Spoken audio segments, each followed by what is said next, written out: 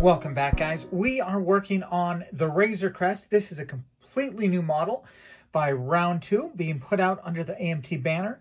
It is about 13 inches long. It's a really great looking kit, and I'm pretty excited about today because I'm past all of the parts of the build I had worries about. The hardest part of the build for me, just because it's a little bit out of my element, was the cockpit. You can see we have the cockpit done. We have it ready to be put in. We have our little baby Yoda or Grogu. We've got the Mandalorian. And yes, I will say I put his helmet decal on crooked, so it looks like he's permanently looking off to his left. But, you know, we're not going to zoom in on this too much after I get it built. So we've got the cockpit done. We've got the landing gear. We've got the guns built. And we have our engines lit with some really fiery orange lights. So what we're going to do now is start installing all the detail parts that give the panels a lot of detail throughout this ship. It should be pretty quick assembly from this point on.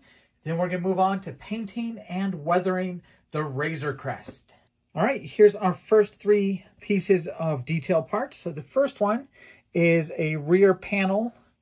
It's going to go on the very back of the Razor Crest, just with two slots right here. And the next two parts fill in the gaps for the landing gear. So these are going to provide that side detail for the landing gear. We're going to glue those on, and then finally we will submit the landing gear to the ship. Next, we're going to put some of the parts together for the very top of the ship. We're going to start with this insert, which fits up from underneath. You'll see it'll just have some pretty simple locator pins to hold this into the right place.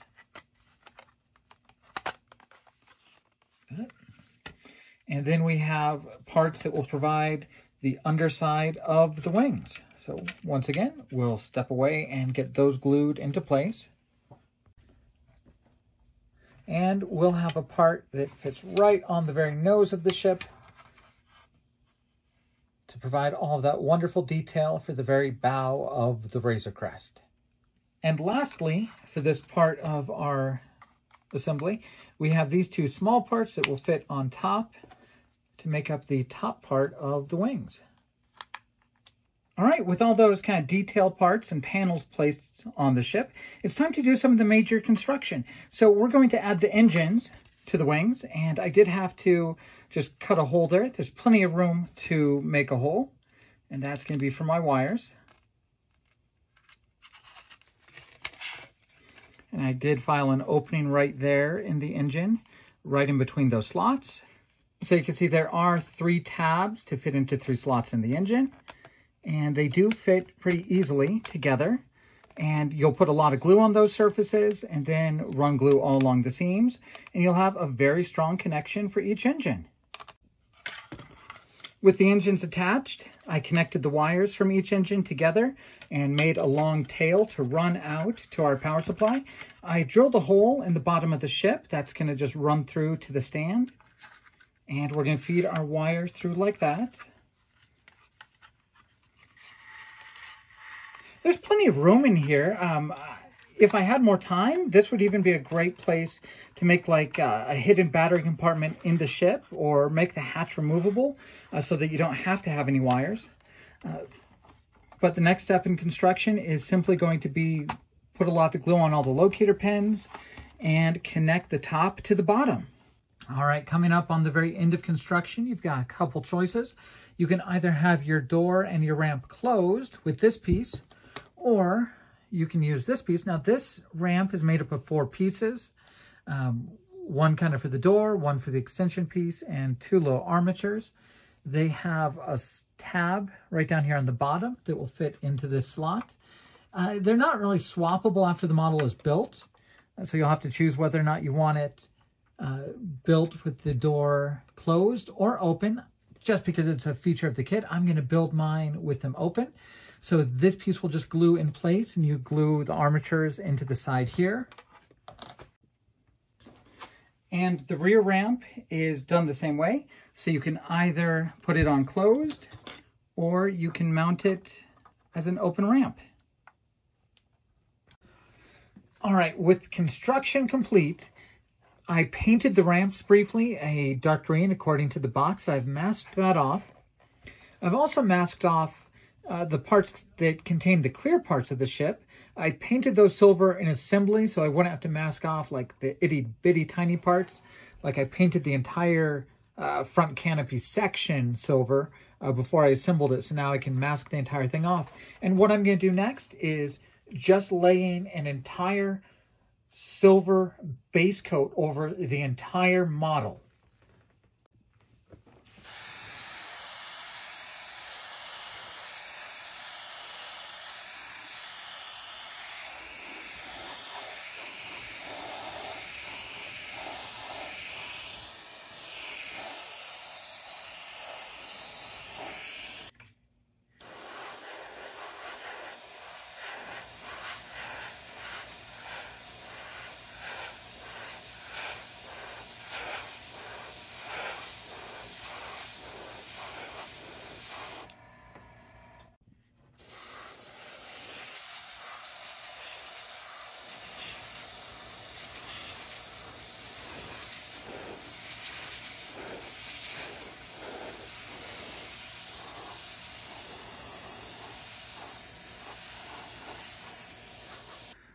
All right, so we have the ship done in a very nice chrome silver. And you can just see so much of the detail on the panel lines. It's a good looking model kit. Tons of great detail. But the Razor Crest is not a clean ship. So what we've got to do now is really get it dirty and aged. So the first thing we're going to do is one of my favorite parts of modeling. We're going to do an oil wash over the entire ship. I'm using a product that's getting pretty hard to find. This is an enamel weathering stain made by Testers. The reason I like this product is being an enamel thinner won't interfere with my acrylics. So I can put this on and take it off and adjust it as much as I need to without it affecting any of that wonderful silver chrome acrylic paint job.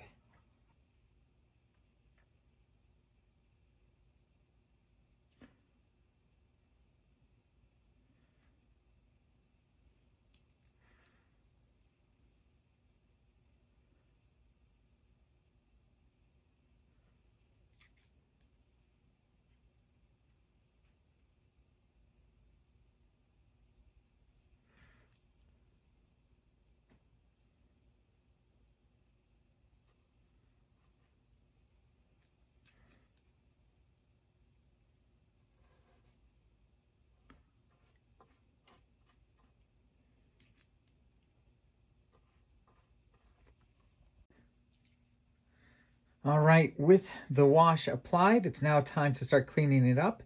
And yeah, you know, putting the wash on, super easy, very quick. Taking it off takes a lot longer, but I think the results are absolutely worth it. So you just kind of put on a movie or a good podcast, give yourself a lot of time, and just Q-tip and a little bit thinner. You start cleaning up the wash, so you leave it just within the panel lines.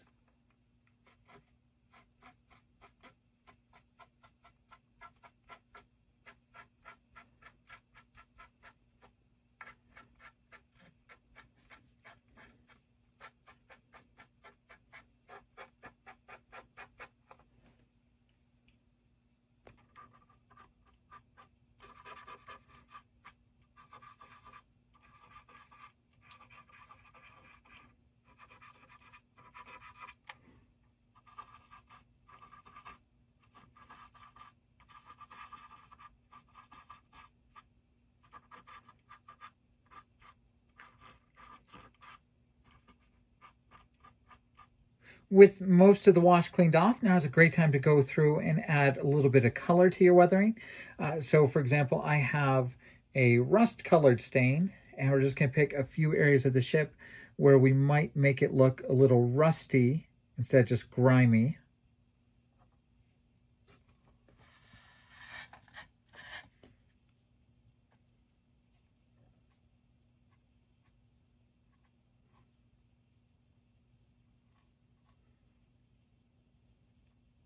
just to give yourself a little bit of variation in your dirt and your grime. This is also a great time in the build to pull out the Tamiya Weathering Master and pick a few fun colors. So we're not just silver and black, and just start adding a little bit of color on it.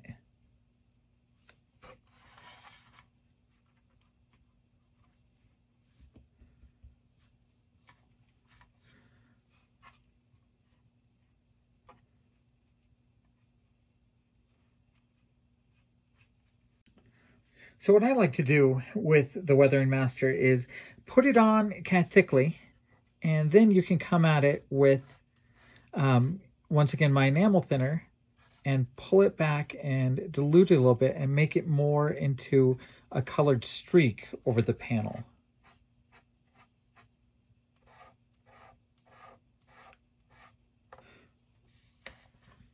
But we're just looking for breaking it up a little bit and adding just a few patches of color into our weathered hull. So we'll just have a few colored streaks running across. Over here on the engine, we can make it more into a little bit of drips and weathering coming off of that panel line. And over here we can do the same thing. Follow gravity, pull it down, and clean it up off the top, and just leave it kind of with some rust-colored distortion kind of going down. This one we're going to pull back.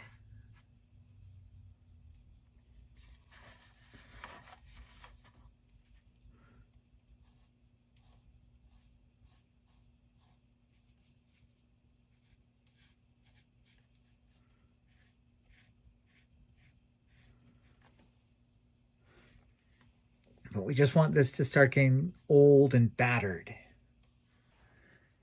Getting close to the end here, it is time for the decals. There's 3 decals that provide kind of the yellow worn out stripes on this. First is this one, which covers up most of the side of the ship. The next decal will go on the underside of this lip right here. And our last one will actually go on the top of that lip up towards the cockpit.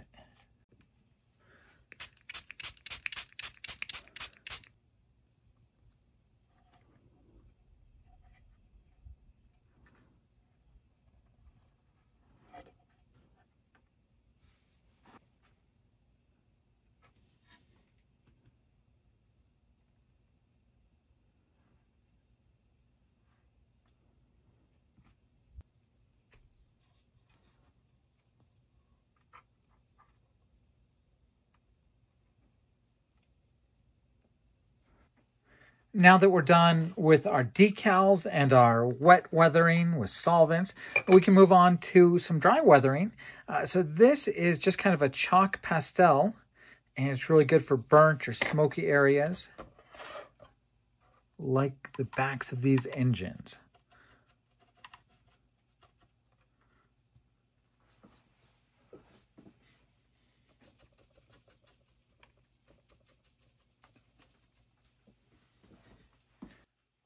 And we can just use this to accent any parts that we just want to dirty up or grime. You may have noticed I haven't put the windows in yet. And on a lot of my Star Wars builds, I never put the cockpit glass in at all. I just leave the frames and leave it clear so you can see into the cockpit. And I believe that ILM originally did that in the old movie, so you wouldn't see glare on the glass. So I do it a little bit for that reason too. But what's interesting about this model kit's glass is it fits on from the outside. It doesn't fit on the inside. There's no extra room. It doesn't fit on any locator pegs. It just fits inside the frame from the outside. Makes it a little bit harder to get it glued in place. I'm just going to apply a little bit of white glue with a toothpick along the frame.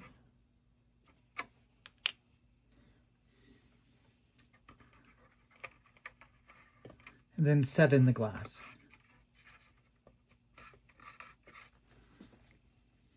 All right, here's my completed 1/72nd scale Razor Crest.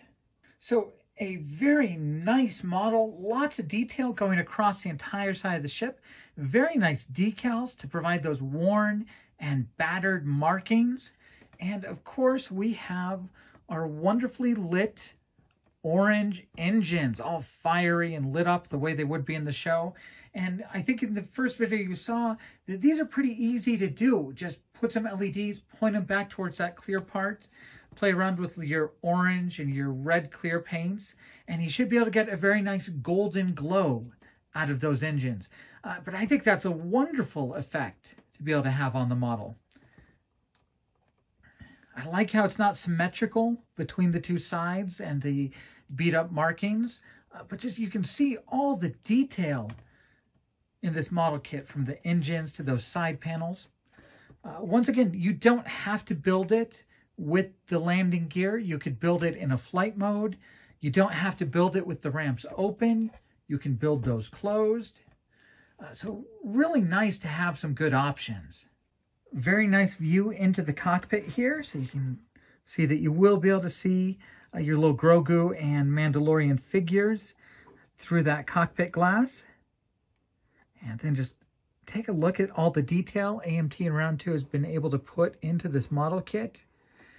And it's just fun to bring that detail out with lots of weathering, lots of pastels and oil washes, and really get it from being a shiny ship to just something old and battered.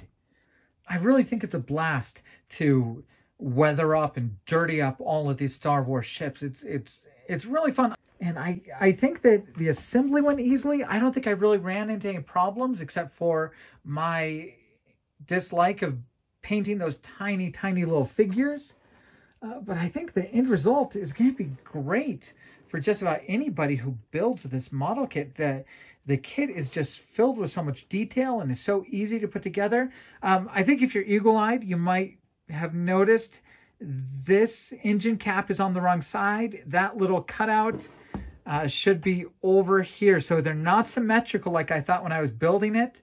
And I do think I put those on the wrong side. But yeah, there's our Mandalorian.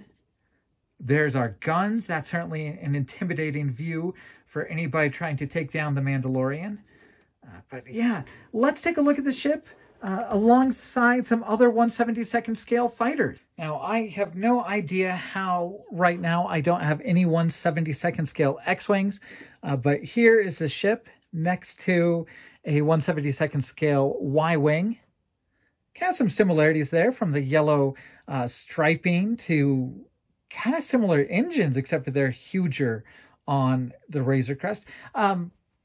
I can't believe I'm just now noticing it. If there is some design lineage between the Y-Wing and the Razor Crest, maybe the same designer kind of built them, but, you know, similar engines, similar yellow striping.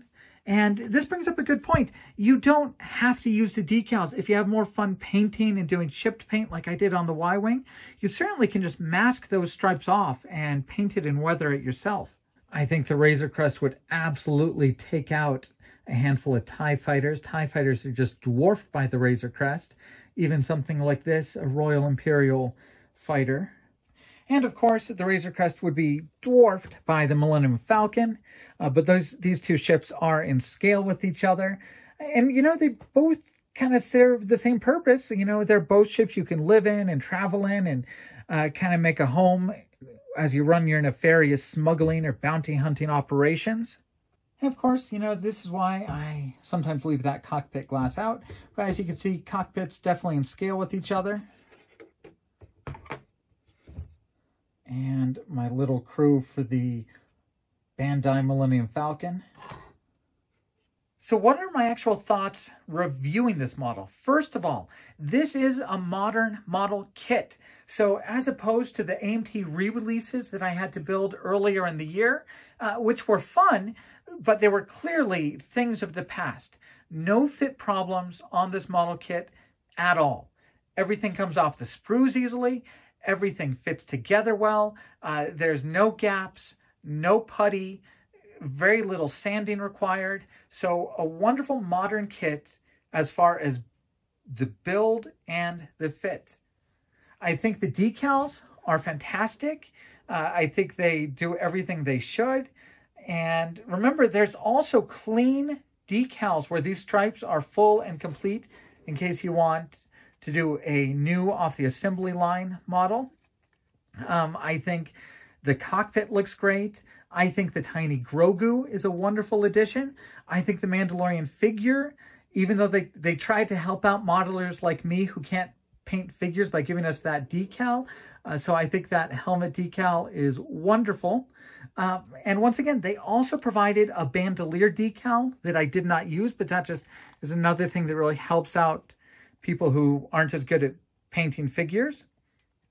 I think the choice to let you build it in flight or with the landing gear and to build it with or without the ramps up or down is great. I understand that some people don't like the fact that we're just looking into an empty model here. But that's really something that a little bit of styrene, you can build up a bulkhead and kind of fix that if you consider it a problem. I don't. I think that it's still a great display piece either way.